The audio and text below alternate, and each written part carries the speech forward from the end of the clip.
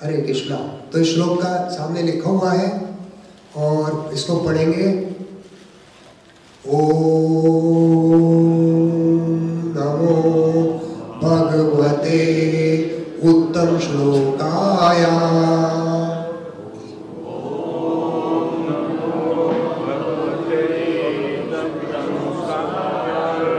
ओम नमो भगवते उत्तम श्लोकाय।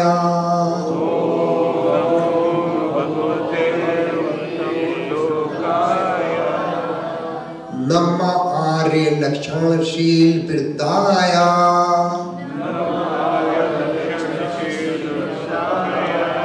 नमः आर्य लक्षणशील वृत्ताय।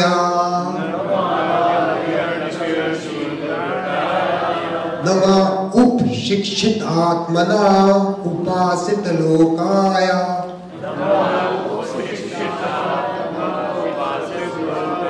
बहुत तोड़ के पढ़ रहा हूँ। नमः उपशिक्षित आत्मना उपासित लोकाय। नमः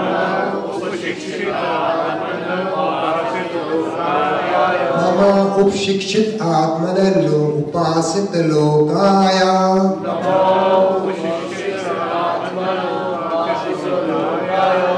नमः साधुवाद निकृष्टाय। नमो ब्राह्मण देवाय। महापुरुषाय महाराजाय नमः इति। नमः इति का मतलब है इस प्रकार। हरे कृष्णा। अच्छा, ये श्लोक पैसे पढ़ने से आपको कुछ समझ में आता होगा। इसके मीनिंग ऐसा नहीं है, बहुत डिफिकल्ट नहीं है। और इसमें जो 8 बातें बताई गई हैं जिसके लक्षण है भगवान के, वो आपको अलग से बताऊंगा। अभी आप सबसे पहले इसके वर्ड मीनिंग सुनेंगे। इसमें ओम, हे भगवान, आप समझे। ओम कहने मतलब हरे कृष्णा हरे राम सब हो गए। ओम इसलिए लोग ज्यादातर ओम बोलते हैं। ओम, हरि ओम, हर जगह ओम बहुत प्रचलित है और बहुत जरूरी भी। तो ओम, हे भगवान। नमः नमस्कार है। नमः नमस्कार है बोले सब लोग, तभी याद होगा। श्रील प्रभुपाद ने बहुत अच्छी बात बताई है। कब श्लोक याद करना है तो उसको आपके वर्ड मीनिंग याद होने जरूरी है। इसलिए प्रभुपाद ने इतनी मेहनत करी है, इसके सारे वर्ड मीनिंग निकाल के लाए। ये हाथ से पढ़ना बड़ा मुश्किल होता है। मोबाइल से किताब नहीं है, 5 में घंटे प्रभु हरे कृष्णा कोई नहीं यहाँ पर मंदिर का। अच्छा, कोई बात नहीं। तो सबसे पहले क्या था, नमः नमस्कार है भगवते श्री भगवान को। भगवते श्री भगवान को उत्तम श्लोकाय, जिनकी अर्चना सदैव, जिनकी अर्चना सदैव उत्तम श्लोक से की जाती है। जिनकी अर्चना सदैव उत्तम श्लोकों से की जाती है। थोड़ा टाइम लूंगा, इसको निकाल लेता हूँ, आसानी होती है। 19 अध्याय।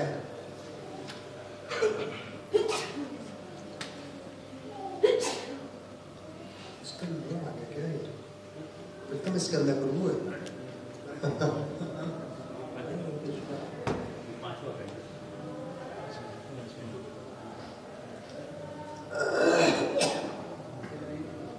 ये मोबाइल में प्रॉब्लम हमेशा बंद हो जाता है जल्दी से। चलिए, तो उत्तम श्लोक है जिनकी अर्चना भगवान सदैव उत्तम श्लोक से की जाती है। नमः, अगेन बार बार नमः बोला गया, मेरा नमस्कार। आर्य लक्षण शील वृत्ता एक वर्ड है, सुन लीजिएगा। सबकी निगाह इधर नहीं जाए, मेरी तरफ देखते हैं, बोर्ड पे देते हैं बस।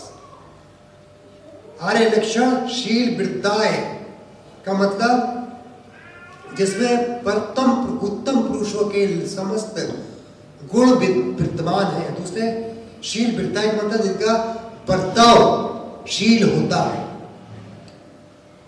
ये भी एक लक्षण है। नमः, मेरा नमस्कार। उपशिक्षित आत्मने, आपके जिनकी इंद्रियां वश में है, हमारी इंद्रिया तो 10 इंद्रियां हैं, किसकी वश में है मुझे बतलाइए? किसी की नहीं। भगवान राम की 10 इंद्रियां वश में थी, इसलिए उनका नाम दिया है उपशिक्षित आत्मने। तो यानी कि उनकी सारी इंद्रियां उनके वश में है।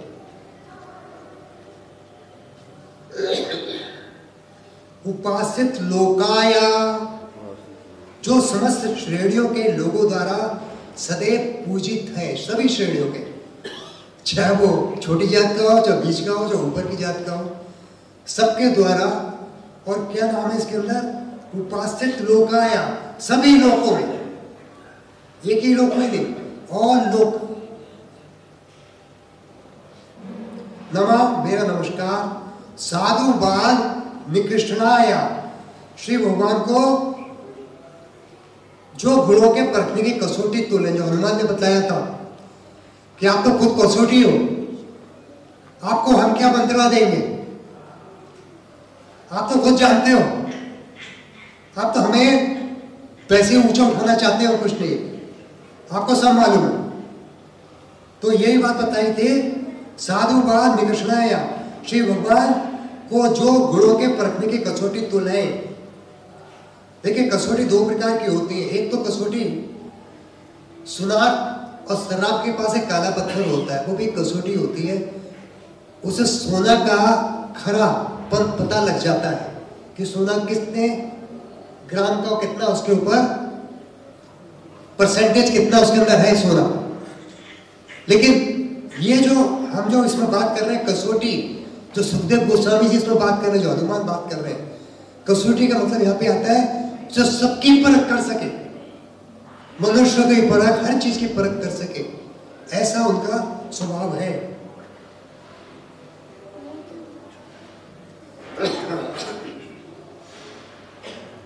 आगे ब्राह्मण देवाया, जो सहयोग ब्राह्मणों द्वारा पूजित। देखिए, ब्राह्मण भी बहुत प्रकार के होते हैं। हम लोग कैरो वस्त्र पहनने ब्राह्मण नहीं होता। प्रभुपाद ने इसके बारे में काफी अच्छा बताया है, ब्राह्मणों के बारे में। ब्राह्मण का लक्षण उसके कर्म से, उसके स्वभाव से होते हैं, उसके कपड़ों से नहीं होते। ब्राह्मण वही है, साधु बन गया, वो कोई भी वर्ण का हो सकता है, साधु बन सकता है। शास्त्र में 4 वर्ण है ना, तो 4 वर्ण कोई भी साधु बन सकता है, उसमें जरूरत है ब्राह्मण ही हो। ब्राह्मण जो है पठन पाठन करता है, कम खाता है। मैंने पिछली बार भी क्लास में बताया था, खाने पीने से भी आदमी का जो हमारी चेतना है बढ़ती कम होती है। जो बहुत ज्यादा खाता है, समझे 24 घंटे खाता है, कोई होता है आपकी निगाह में जो 24 घंटे खाता है? यस बात है, ना? 24 घंटे खाने वाले सिर्फ एक ही प्राणी है, वो है पेड़। मालूम है ना? पेड़ को 23 घंटे जमीन में रखो, 1 घंटा निकाल लो, या उससे तो 5 मिनट तो बाहर आ जा भाई, बहुत देर तुमने खा लिया, कि जीवित रहेगा? तो जो 24 घंटे खाते हैं उसमें जड़ता ज्यादा आती है। मैं आपको सही बता रहा हूं, जो खाने वाले ज्यादा होते हैं, अभी चेत जाओ, आपकी जड़ता खत्म हो जाती है। ज्यादा खाने से आपकी चेतना खत्म हो जाती है, जड़ता बढ़ती जाती है। उल्टा बोल गया। तो आपको जड़ता बनानी है, बढ़ानी है, या आपको चेतना बढ़ानी है? हमको भक्ति में आए हैं, चेतना हमारी रहेगी तभी हम भक्ति कर सकते हैं। और ऊपर आइए, पहले पेड़ का उदाहरण था, दूसरा कौन है? पक्षी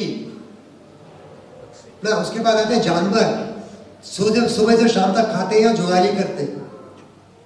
गाय भैंस भी देख लो, दिन भर खाती है, घर में खा के जाएंगी, फिर चरेंगी, आते समय चरेंगी, आते खाना चाहिए, और रात में सोती है। रात में कोई खाना नहीं देता, वो 12 घंटे खाती है। तो उनमें चेतना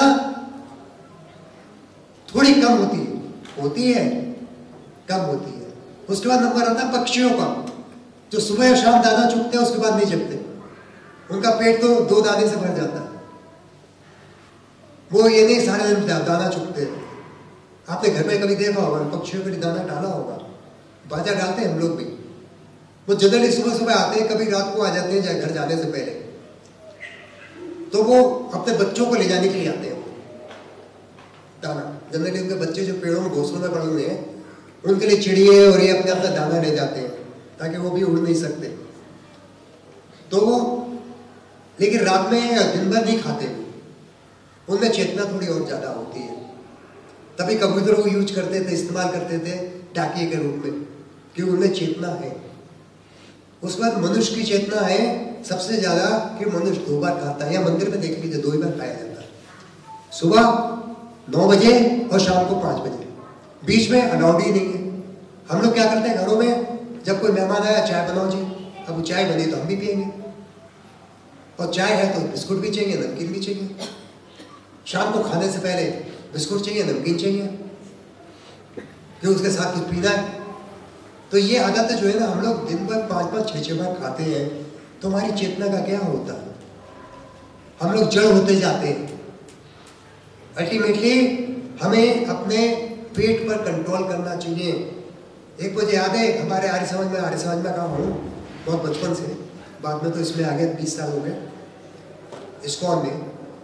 एक हमारे महाराज होते थे, वो आते थे, वो हफ्ते में 1 बार खाते थे, वो भी खिचड़ी, कुछ नहीं, 1 वीक खिचड़ी, हफ्ते भर तक से पाठ करते, हरिदास ठाकुर की तरह।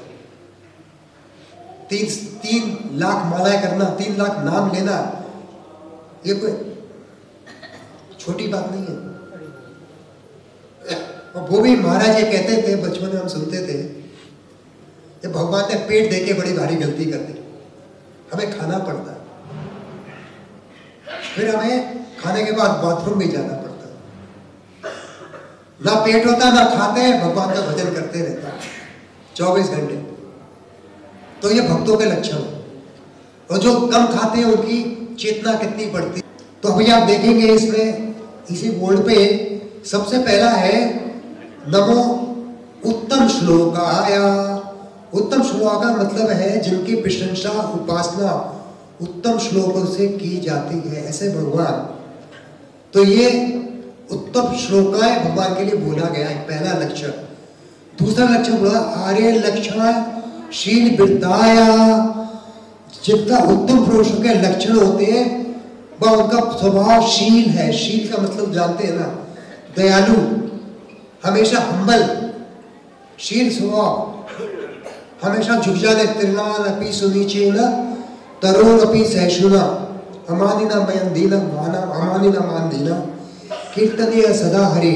हमेशा अपने आप को सबसे तुच्छ प्राणी मानो, घास जैसे तिनका है उसे भी तुच्छ मान के चलोगे।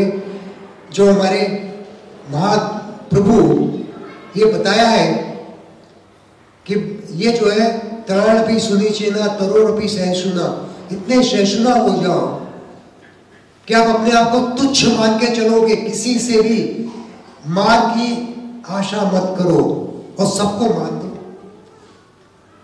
एक हमारे शिक्षा गुरु थे, उन्होंने हमको बताया था एक बार एक लेक्चर में, क्या बताया था कि आपके पास अगर 100 रुपए है तो दूसरों को आप 10 रुपए दे सकते हो। अरे आपका 100 नहीं है तो आप किसी को 1 रुपया भी नहीं दे सकते, अगर नहीं है तो। अगर आपके पास मान है तभी आप दूसरों को मान दे सकते हैं। तो आपका मान हमेशा ऊंचा होगा जब आप दूसरों को मान देंगे। तो ये बहुत नोटेड करने वाली बात है, नोट करें हमेशा कि सबको मान दे, इसका मतलब आपके पास अपना मान है, इसलिए आप दूसरों को मान दे रहे हैं। आप दूसरों को हल्का के और गुस्से होके, इसका मतलब आपके पास कोई अपनी सेल्फ रेस्पेक्ट नहीं है। अगर आप सेल्फ रेस्पेक्ट है तो आप दूसरों को रेस्पेक्ट देंगे। तीसरा है ऊपर शिक्षित आत्मन्या, ये बहुत इंपॉर्टेंट है। आपकी इंद्रियां, आपका मन अगर आपके वश में नहीं है। अर्जुन ने एक क्वेश्चन पूछा था भगवान से, मैं हवा को रोक सकता हूं लेकिन मन को अपना संतुलित करना बहुत मुश्किल है, पॉसिबल नहीं है मेरे को। तो भगवान ने उत्तर क्या दिया था, ठीक है, it's not impossible but practice करते जाओ। आप जितना प्रैक्टिस करेंगे मन को उतना ही अपने कंट्रोल में कर सकते हैं। इसलिए इंद्रिय में जब मन कंट्रोल में है तो इंद्रिय अपना कंट्रोल में हो जाएगी, 10 इंद्रिया। इसलिए भगवान ने योग विधि बताई है 6ठे अध्याय में भगवत गीता के। क्या बताया है? आसन बिछा दो, आसन झुकना नहीं चाहिए, मृगशाला, उसके बाद कहा एक मखमली आसन उसमें लगा दो, आसन ना ऊंचा होना चाहिए बहुत, ना नीचा होना चाहिए, ये सब बताया। उसके बाद अपना ध्यान केंद्रित करो किस पर? भगवान पे। और ये तक कहा है कि अपनी नाक को देखो तो मन को कंट्रोल होने लगेगा। मन तो क्या है? एक साधारण बच्चे की तरह से है जो वह चंचल रहता है, ऐसे मन भी चंचल है। मन की स्पीड, उड़ान जो है बहुत भयंकर है। यह बैठे अमेरिका पहुंच जाओ तो विद इन नो टाइम, एक क्षणों में मन कहीं से कहीं पहुंचता है। चैंटिंग कर रहे हैं, मन कहीं और है। कोशिश करके मन को पहले वापस लाओ, भ्रुकुटी में मन को लगा के भगवान के दर्शन करो, थोड़ी देर बैठो, मन को कंट्रोल करो।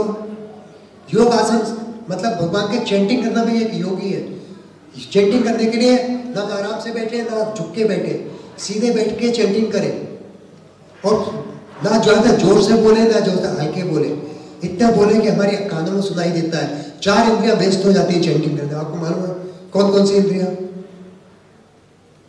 एक तो हाथ की इंद्रिया, स्पर्श, ये भी इंद्रिय है ना। एक मुंह से बोल रहे हैं और मुंह से खाते हैं, 2 इंद्रियां व्यस्त हो गई, ना खा रहे हैं ना वो सिर्फ भगवान का नाम ही बोल रहे हैं, तो 3 इंद्रियां हुई। चौथी कौन सी? कान सुन रहे हैं हमारा। और 5वीं इंद्रिय आंखों से हम भगवान के दर्शन कर रहे हैं। तो 10 में 5 इंद्रिया आपने बिजी कर दिया तो मन को कंट्रोल करने के बाद इंद्रिया अपना कंट्रोल में हो जाती है। तो जब चैंटिंग करें सीधे बैठ के, जैसे प्रभुपाद ने और जैसे भगवान ने बतलाया है, शरीर अपना सीधा होना चाहिए, सीधा शरीर रखें, आलस में चैंटिंग ना करें, ऐसे करके। अच्छा है जब नींद आ रही है सो जाए, हरे कृष्णा कृष्णा कृष्णा हरे हरे, हरे राम राम राम हरे हरे। अब सुनाई दे रहा है।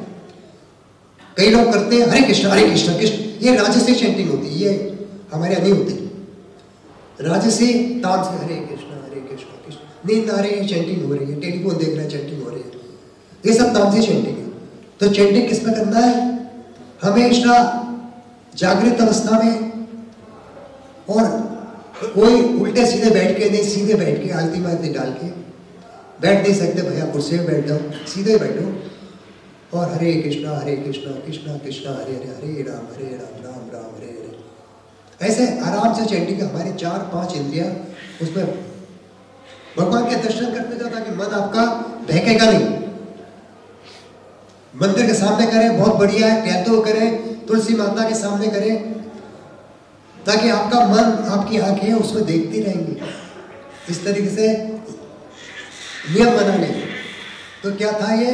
उपासित लोकाया, ये था। हाँ, इंद्रिया हमेशा वश में रहती है। तो कंट्रोल ऑफ योर सेंसेज, चाहे वर्किंग सेंसेज हो चाहे नॉलेजेबल सेंस हो, सबको आपको कंट्रोल में रखना चाहिए। भगवान के कंट्रोल में होते हैं। उपासित लोकाया, जो सभी लोगों के निवासियों द्वारा पूजित हैं, बंदरों द्वारा भी पूजित है, सबसे सबके कोई भी हो उनको पूजा करता है। साधु बाद निकषणाया, जो मैंने आपको पहले समझाया था, टच स्टोन, जो हनुमान जी ने पहले बता दिया। आप सबके बारे में खुद जानते हो, आपको पूछने की जरूरत ही नहीं, मंत्रणा क्यों कर रहे हैं आपसे? आपको मालूम है क्यों आया है। अल्टीमेटली अगर उससे ये भाषण निकला है, ये क्या है? बाली का मित्र है, ये भी बताया हनुमान जी ने रामायण में। ये बाली का मित्र है और रावण का दुश्मन है। तो जब बाली का मित्र है, रावण का दुश्मन है, हमारे काम का हो गया ना, घर का भेदी लंका ढाए। तो इसलिए हनुमान जी ने जो उनको बताया उसी हिसाब से भगवान को मालूम था पहले। लेकिन हमारे एक भक्त के लक्षण बताए यहाँ पर, कभी पढ़े, ये 19 चैप्टर बहुत अच्छा है। आज का वैसे दोपहर में क्लास प्रभु जी बता रहे थे कि ये भगवत गीता का होता है, लेकिन मेरे को चांस मिला, मैं अपने हिसाब से श्लोक लूंगा जो मुझे अच्छा लगता है। रामायण में रामनवमी में लेना चाह रहा था, लेकिन मेरे को चांस नहीं मिला। आज मिला तो मैंने रामायण ही लेते। हो सकता है आपको सबको आनंद आ रहा है। तो इसमें आगे था साधु निकषणाय, 5वां हुआ और छठा है ब्रह्मदेवाय। ब्रह्मदेवाय मतलब सभी सुयोग ब्राह्मण द्वारा पूजित हैं। ब्राह्मण का लक्षण आपको बता दिए।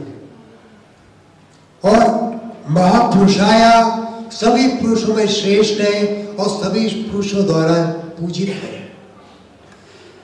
और लास्ट है आठवां महाराजाय, सभी राजाओं में श्रेष्ठ है और भी सभी राजा आपको पूजा करते हैं, नमस्कार करते हैं। यह नमस्कार करना, नमो स्तुति, छोटी बात नहीं है कि आपको झुक के प्रणाम करना है। नमो स्तुति, किसी को नमो स्तुति, नमस्ते का मतलब नमो स्तुति, नमो इति, तो नमो इति का मतलब मैं आपको प्रणाम करता हूं, वो झुक के प्रणाम करने का बराबर ही हो गया। अभी बालकांड की बात करेंगे। वाल्मीकि रामायण में टोटल 7 कैंटो है, यानी उनको क्या बोलते हैं, कांड। जैसे हमारे 12 कैंटो है ना भागवतम में, वैसे ही रामायण में 7 कैंटो है और उनको कांड बोलते हैं। कौन कौन से हैं? बालकांड, अयोध्या कांड, अरण्या कांड, कृष्णकिंडा कांड, सुंदर कांड, युद्ध कांड और उत्तराकांड। सब में डिफरेंट सर्ग है। जैसे हमारे चैप्टर होते हैं, ये 5वां कैंटो ले रहे हैं और कौन सा चैप्टर है, 19वां चैप्टर। ऐसे उसमें भी रामायण में भी उन्होंने चैप्टर का नाम रखा सर्ग।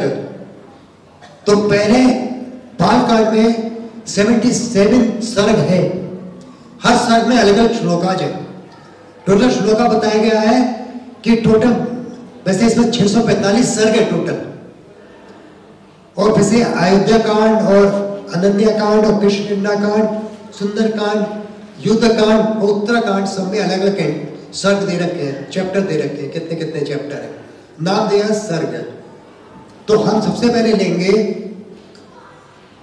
बालकांड का पहला कांड हो गया, उसका पहला अध्याय, पहला सर्ग का दूसरा श्लोक। वो श्लोक क्या है? कानो अस्मिन् सांप्रतम् लोके गुणवान का चापीर्यमाना धर्मज्ञा चा कृतज्ञा चा सत्यवाक्यो दृढ़व्रता। इसमें वाल्मीकि ऋषि कुछ क्वेश्चन पूछ रहे हैं। किनसे? नारद जी से। महर्षि नारद जी के सामने बैठ के प्रश्न कर रहे हैं। तो ये दूसरे अध्याय, पहले अध्याय का दूसरा श्लोक है। पहले कैंटो पहला अध्याय दूसरा श्लोक क्या है? कानो आस्मिन् सांप्रतम् लोके गुणवान काचा वीर्यवाना धर्मज्ञा चा कृतज्ञा चा सत्यवाक्यो दृढ़व्रता। इसमें वाल्मीकि ऋषि ने भगवान के 6 गुणों का वर्णन किया है। वो गुण कौन कौन से हैं सुनेंगे। पहला है गुणवान। गुणवान का रिजर्वायर ऑफ ट्रांसेंडेंटल क्वालिटीज, यानी कि जिनकी आध्यात्मिक सारे गुण, उनका वो खान है। रिजर्वायर को हिंदी में खान ही बोलेंगे। तो उनके पास सारे का ट्रांसेंडेंटल क्वालिटी है। वीर्यवान, पोटेंसी, वो सबसे ज्यादा शक्तिशाली है। जो वीर्यवान किसको बोलते हैं? तो ज्यादा शक्ति हो। फिर क्या बोला गया? धर्मज्ञ, जो सभी धर्म के अनुसार कार्य करते हैं। देखिए 2 तरीके से आदमी होते हैं। एक होता है जो धर्म के हिसाब से काम करता है, तो उसे हम संत बोलते हैं, ब्राह्मण बोलते हैं। जो धर्म के विपरीत कार्य करता है उसे क्या बोलेंगे? राक्षस योनि। जो धर्म को नहीं मानता, वो हमारे धर्म के विपरीत कार्य करेगा, तो उसे हम राक्षस योनि में मानेंगे। तो धर्मज्ञ, कृतज्ञ, सबके एक समान, और बानर को भी सम्मान देना, सबको सम्मान देना, हनुमान को भी गले लगाना, बाकी बांदरों को गले लगाना। ये जो है बहुत बढ़िया। हमेशा कृतज्ञ रहना। हम तो कृतज्ञ रहते ही नहीं है ना। हम लोग के हाथ में क्या है? अभिमान पूरी तरह आता है। ये जो हम जो श्लोक बोलते हैं ना, ज्ञान तमरंदस्य, इसमें बताया गया है कि जो कुछ मैं बोल रहा हूं ये मेरा कुछ नहीं है, सब मेरे सीने पर हूं, मेरे शिक्षा गुरु और मेरे जो जिन्होंने मुझे दीक्षा दी है, दीक्षा गुरु, उनके द्वारा बताया हुआ है। और जो सीनियर गुरु बोलते हैं उन्हीं से सुन सुन के कुछ सीख जाते हैं, कुछ नोट कर लेते हैं। बुद्धि तो थोड़ी छोटी है ना, सब कुछ नहीं आती तो नोट नहीं करे। तो इसलिए मेरा कुछ नहीं, ये जब अभिमान हो जाता है मैं बोल रहा हूं तो बहुत दंडित है। वो किसी भी भक्त के लिए नहीं चाहिए, नहीं होना चाहिए। तो क्या था, कृतज्ञ सत्य वाक्यों, हमेशा सत्य का साथ देना, सत्य कहना, कुछ और नहीं कहना। किसी जगह भी रावण भी कुछ पूछ रहा है तो सत्य बोल रहा है, ये नहीं कि उसने कुछ कहीं झूठ बोलने हो कि छुपाया हो। जब हनुमान भी गए थे तो उन्होंने कहा था मैं भगवान का दूत हूं, भगवान राम का दूत हूं। जासूस लोग छुपा के बात करते हैं ना, छुपाया कहीं। अंगद भी गया था मैं भगवान राम का दूत हूं। अपनी हर बात में सत्य बोलना और दृढ़ता, डिटर्मिनेशन बहुत जरूरी है कार्य में।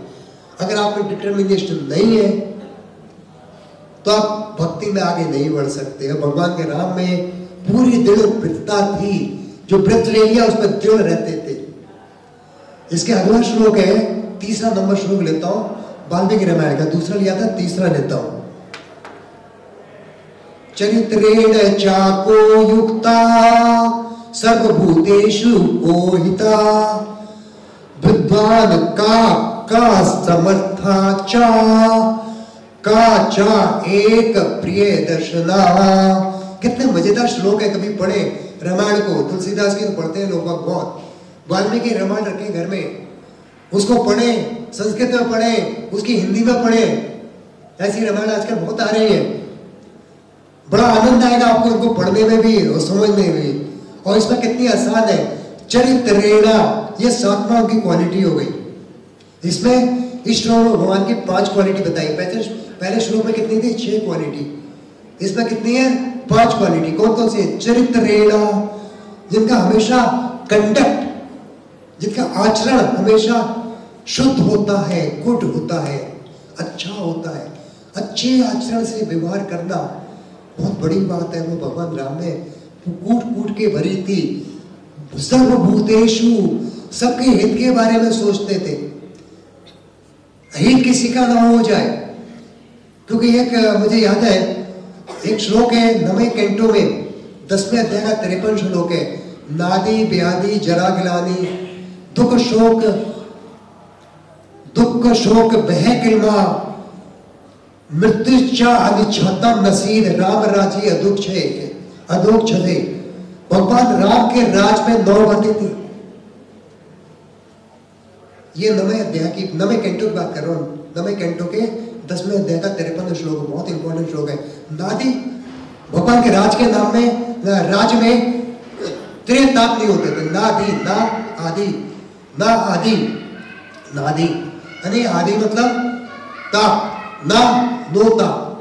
कौन कौन से ताप होते हैं, आध्यात्मिक, आदि भौतिक, आदि दैविक। कोई ताप नहीं होता था किसी को। दूसरा क्या था, व्याधि, यानी व्याधि का मतलब होता था कोई डिसीज नहीं होती थी, किसी को कोई बीमारी नहीं होती थी। उसके बाद बोला था जरा, ओल्ड एज नहीं होती थी, कोई बुढ़ा नहीं होता था, ये लाठी पकड़ के झुक के चले राम राज में। तीसरा बहुत इंपॉर्टेंट है, दुख, कोई दुख नहीं होता था, सौरो कुछ नहीं होता था। शोक का मतलब होता है पश्चाताप, कोई पश्चाताप नहीं होता। आप गलत काम करेंगे तभी पश्चाताप होगा, जब गलत कार्य नहीं करेंगे तो पश्चाताप कैसे होगा। फिर कौन सा है, किलमा, आदमी को फटीग यानी थकावट नहीं होती।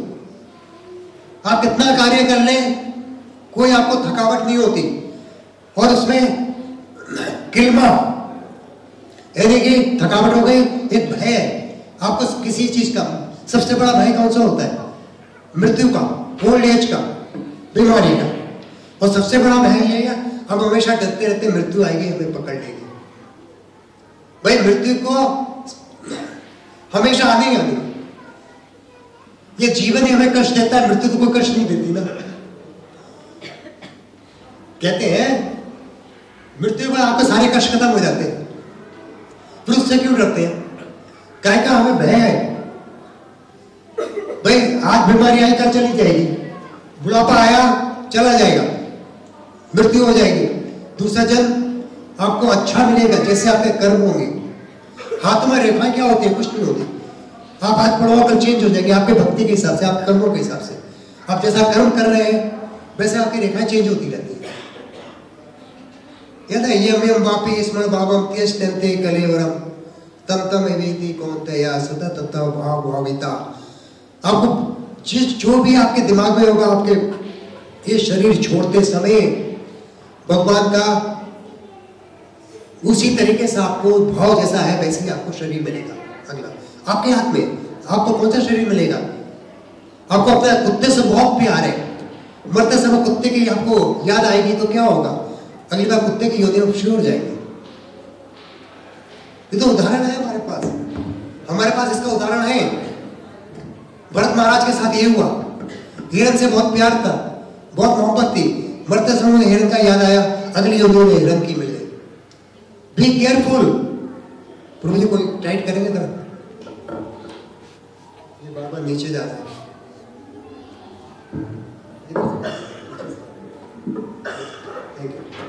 हरे कृष्णा।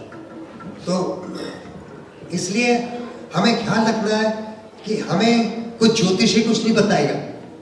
आपके जैसे कर्म होंगे, जैसे आपका भक्ति होगी, उसी हिसाब से आपका अगला जन्म आपको मिलने वाला है।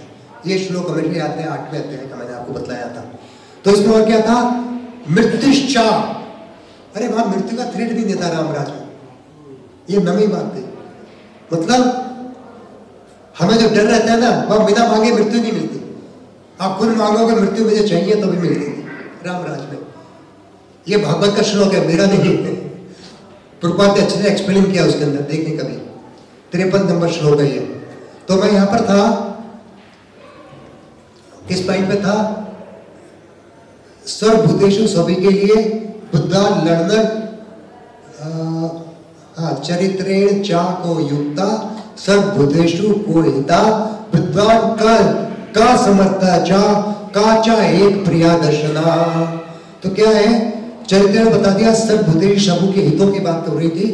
और विद्वान लर्नर मतलब ब्रिलियंट, ऐसा विद्वान जो भगवान हर चीज में पूर्ण थे। और समर्था कैपेबिलिटी मैंने आपको बताया अभी जो श्लोक पढ़ा था, नादे व्याधि जरा गिलानी। भगवान की इतनी ज्यादा समर्थता, कैपेबल, क्या कैपेबिलिटी थी, ये 9 कैपेबिलिटी मैंने आपको बताई जो भगवान के राज में थी। तो भगवान की कैपेबिलिटी हुई ना, राजा का राज कैसे चलाना चाहिए पृथु महाराज ने समझाया है। कैंटो 5 में है शायद पृथु महाराज का चैप्टर। उसमें पृथु महाराज जब राजा बने, उन्हें राज कैसे करना है उसकी सारी उनको मालूम था। उन्होंने काफी शिक्षाएं दी अपने पुत्रों को भी कि किस तरीके से हमको राज करना है, कैसे सबका हित की बात करनी है। तो वो राजा होता है, ऐसा नहीं राजा कर रहा है वो अपना पेट भरता जा रहा है, बाकी कष्ट में होने दो, गल्ला खाली कर दिया, जो खजाना है खाली कर दो। ऐसा राजा नहीं होता, भ्रष्ट राजा नहीं होता। तो राम की बात हो रही है। तो राम राज में जो राज होता था, जब पृथु महाराज के राज में होता था, कभी पढ़ेंगे, बड़ा आनंद आएगा राज कैसे करना है राजा बन के। और लास्ट है प्रिय दर्शना, प्लीजिंग। कृष्णा नाम भी जैसे भगवान का है ना, इसलिए कि कृष्णा मीन्स प्लीजिंग, ऑलवेज आपको आनंद देता। प्रिय दर्शना, आपको हमेशा दर्शन उनका चाहते हैं, भगवान के दर्शन हो जाए तो दर्शन करते हैं, उनका मुख देखते हैं, उनके चरण देखते हैं, पता लगता है कि लगता है उसको देखते ही जाओ, देखते जाओ, आंखें हमारी झपक ना जाए। भगवान के दर्शन हमें भक्तों कहते हैं, ये पलकें जो झपकती हैं, ये भी हमें बहुत त्रुटि है भगवान की। भगवान हमें सामने ओझल हो जाती है। अभी यहाँ सामने ओझल है, हमारे अभी सामने दिख रहा है, पलकें झपकी, भगवान ओझल हो गए। पलका झपकता भी उनको अपना मुश्किल लगता है सही भक्त के लिए। तो ये था मेरा तीसरा श्लोक। अभी एक चौथा और है, मैं जो लिख के लाया हूं इसका, वाल्मीकि रामायण का चौथा श्लोक है। आत्मवान को चित क्रोधो धुतिमान का अनसुइका कस्य विभियति देवा चात रोषस संयुगे। देखिए इसमें बताया आत्मवान को, इसमें 5 भगवान के वर्णन के रकम 5 गुणों के बारे में बताया हुआ है।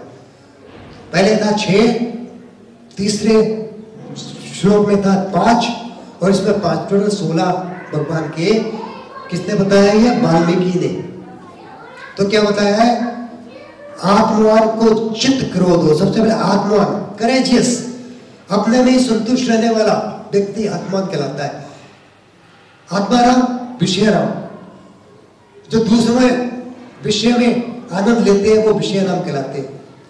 और आत्माराम, आत्मसंतुष्ट व्यक्ति को आत्माराम बोलते हैं, जो हमेशा अपने में ही संतुष्ट रहता है, यानी कि करेजियस पर्सन आत्मराम, आत्मवान। जित क्रोधो, जिनका कंट्रोल, एंगर कंट्रोल होता है, ऐसा एंगर जो अपने कंट्रोल, हमारा एंगर तो जब आता है तो भ्रष्ट, हमारी बुद्धि भ्रष्ट हो जाती है। क्रोधात् भक्ति समोहा, समोहात् स्मृति विभ्रमा, स्मृति विभ्रंशात् बुद्धिनाशो, बुद्धिनाशात् प्रणश्यति। क्या बताया भगवान ने? क्रोधात् भक्ति समोहा, क्रोध से हमें समोह हो जाता है। समोह का क्या मतलब था? आपको पता नहीं क्या ऊंचा है क्या नीचा, समोह ऐसा होता है। एक शराब की बोतल जो पी लेता है उसे मालूम नहीं क्या अच्छा है क्या बुरा है, उसे ही सम्मोह हो जाता है। भक्त को भी सम्मोह हो जाता है अगर वो क्रोधा करेगा तो क्या बोला? क्रोधात् भक्ति सम्मोह, क्रोध होने से उसको सम्मोह हो जाता है। सम्मोह स्मृति उसकी नष्ट हो जाती है, भ्रमित हो जाती है, उसकी स्मृति नष्ट हो जाती है। स्मृति नष्ट होने से क्या होता है? बुद्धि का नाश हो जाता है, और बुद्धि नाश हो जाती है तो वो पूर्ण तरह क्रोधात् भक्ति समूह, समूह स्मृति विभ्रमा, स्मृति विभ्रंशात् बुद्धि नाशो, बुद्धि नाशात् प्रणश्यति। जिसका बुद्धि नाश हो गया उसका सर्वनाश हो गया। क्योंकि ना तो वो किसी का रहा, ना भगवान का रहा, ना किसी और का रहा। बुद्धि जिसकी नाश हो गई, पागल हो गया, तो वो क्या होता है? वो ना भक्ति कर सकता, ना कोई कार्य कर सकता। तो इसलिए क्रोध से बचें। जितना क्रोध करेंगे उतना आपका अपना नुकसान है, किसी दूसरे का नुकसान नहीं है। तो क्रोधात् भक्ति समूह बहुत जरूरी है, याद रखना जरूरी है। तो इसमें क्या था? जित क्रोधो, हमेशा एंगर को कंट्रोल करो। भगवान ने भी क्रोध किया था। समुद्र ने जब रास्ता नहीं दिया क्रोध किया, और भी 2-3 उदाहरण है जो क्रोध किया, लेकिन कंट्रोल में किया। जैसे समुद्र देवता बाहर निकले, उनका कंट्रोल खत्म। ऐसा कंट्रोल करो ना। जो भगवान के लिए जो क्रोध करता है, अपने लिए नहीं। अपने महाप्रभु ने भी क्रोध किया था ना, चैतन्य महाप्रभु ने। क्यों किया था? अपने लिए किया था? नहीं, अपने भक्तों के लिए किया था। तो ऐसा क्रोध भक्ति में आगे बढ़ाएगा। लेकिन जो आप अपने लिए क्रोध करेंगे तो शायद आप भक्ति से भ्रष्ट हो जाएंगे। द्युति मान होता बुद्धि, धोती होता है ना, बहुत जगह अपने संस्कृत में आता धोती। तो द्युतिमान जो बहुत ही बुद्धिमान है, ब्रिलियंट। तो राजा रामचंद्र जी में भी यही सबसे बड़ी बात थी। अनसूयिका, सूयिका का मतलब होता है ईर्ष्या, एनवी, नो एनवी। अनसूयिका, जिसमें कोई ईर्ष्या नहीं। और कस विभयति देवा, even demi gods are afraid of him. जब भगवान का क्रोध आता है, अपने जब प्रहलाद महाराज के सामने कौन भगवान जब सामने आए, जब वो पूछा ना हिरण्यकशिपु ने, इस कमरे में भगवान है। नरसिंह भगवान जब सामने आए तो नरसिंह बहुत क्रोध में थे। तो सारे देवता भी उनसे इतने ज्यादा अफ्रेड हो गए, इतने ज्यादा अफ्रेड को क्या बोलेंगे, डर गए कि पास में जाने वाली थी। ब्रह्मा भी पास में नहीं जा पाए। फिर अल्टीमेटली उन्होंने प्रहलाद को आगे किया, जब बेटा तुम जाके शांत करो। वक्त को देख के तो भगवान ने उसको गोदी में उठा के सर पे हाथ रखा और एंगर खत्म। तो ये जो है कस विभयति देवा बहुत इंपॉर्टेंट है। जाते साथ मैं थोड़ा सा आपको बता दूं, जो मैंने अभी आपको बताया था कि रामायण के बारे में टाइम था। प्रभु कितना टाइम हो रहा है? 2:15 खत्म कर दिया। ओके 2:15 हो गया प्रभु 2:10 हुआ है। अरे 5 मिनट और लेता हूँ। जो आप रामायण पढ़ेंगे उसके मैं लिख के लाया रामायण में। मैंने अपने ग्रुप में भी रामायण का पूरा भेजा था जिसमें सारे श्लोक का ट्रांसलेशन था। कभी पढ़ ले उसको भी। पहले ग्रुप में जो फर्स्ट ग्रुप में भेजा था, कल परसों भेजा था। पहले श्लोक में वाल्मीकि कहते हैं, वाल्मीकि मतलब किसको कहते हैं? नारद के, महर्षि नारद जी को बोलते हैं। उसमें लिखा है रामायण में कुछ इस तरह वाल्मीकि ऋषि व महर्षि नारद के बीच में संवाद हुए। तो क्या संवाद था? पहला श्लोक था, तपस्वी वाल्मीकि ने तपस्या और स्वाध्याय में लगे विद्वानों में श्रेष्ठ मुनि नारद जी से पूछा। ये पहला। दूसरा जो मैंने आपके सामने लिया था, इस संसार में गुणवान, वीर्यवान, धर्मज्ञ, उपकार मानने वाला, सत्यवादी और दृढ़ प्रत्यय कौन है? ये 6 बात पूछी। तीसरे श्लोक में बताया, सदाचार से युक्त, सभी प्राणियों का हित साधक, विद्वान, सामर्थ्यवान और दृढ़ प्रत्यय कौन है? और चौथे में बतलाया जो नारद जी बोल रहे, सॉरी ये जो नारद जी को बोल रहे हैं कौन? वाल्मीकि जी। तो चौथे में क्या बोल रहे हैं? मन पर अधिकार रखने वाला, क्रोध को जीतने वाला, कांतिमान और किसी की भी निंदा नहीं करने वाला कौन है? तथा संग्राम में कुपित होने पर सभी देवता किससे डरते हैं? और ऐसे आगे 8वें श्लोक में नारद मुनि कहते हैं,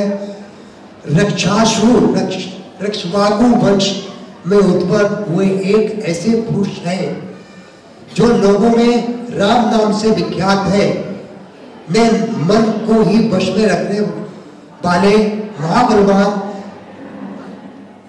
कांतिवान, धैर्यवान और जितेंद्रिय है। जितेंद्रिय माने जो इंद्रियों को वश में रखते हैं। वे बुद्धिमान, नीतिज्ञ, जो नीतिज्ञ है, राजनेता को नीतिज्ञ होना चाहिए। वक्ता, जो बोले भगवान के लिए बोले। शोभायमान, जो हमेशा प्रिय दर्शना। तथा शत्रु संहारक, जो शत्रु को संहार कर सके है। ये 8वें श्लोक। 9वें श्लोक में नारद मुनि ने बताया। तो रामायण पढ़े, बाकी श्लोक देखें। हरे कृष्णा। किसी का कोई प्रश्न, एनी क्वेश्चन?